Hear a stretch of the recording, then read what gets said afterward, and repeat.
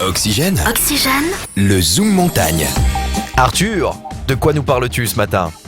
On parle de slackline, est-ce que tu connais, Jérém?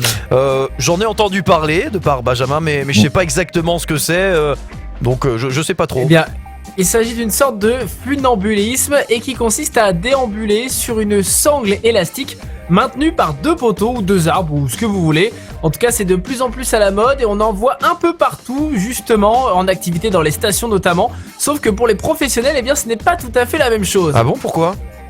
Eh bien, parce qu'il vaut mieux avoir le cœur bien accroché, une bonne musculature et pas une once de vertige. En effet, pour les plus doués, donc pour cette activité, eh bien cette corde est attachée à plusieurs centaines de mètres du sol et d'après les spécialistes, il paraît que tout est dans la tête, mais il faut tout de même avoir énormément d'entraînement et d'expérience. Et donc il y a un record de France récemment?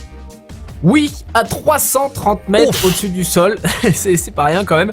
Dans les gorges du Dalhuy, dans la vallée du Var, le record de France donc a été battu avec la plus longue sangle jamais tirée. Donc là, c'est comme la hauteur, 330 mètres de longueur à parcourir d'un point à l'autre. Et 4 sportifs de la région tout de même ont réussi ce défi incroyable. Ouais, bon. C'est où les gorges de Dalhuy?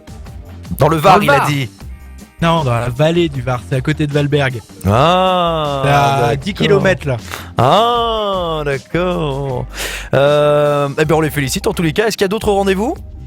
Oui, mi-mai à Saint-Janet dans les Alpes-Maritimes et là encore, d'autres records devraient être battus. Très bien, monsieur Géographie, merci d'être intervenu.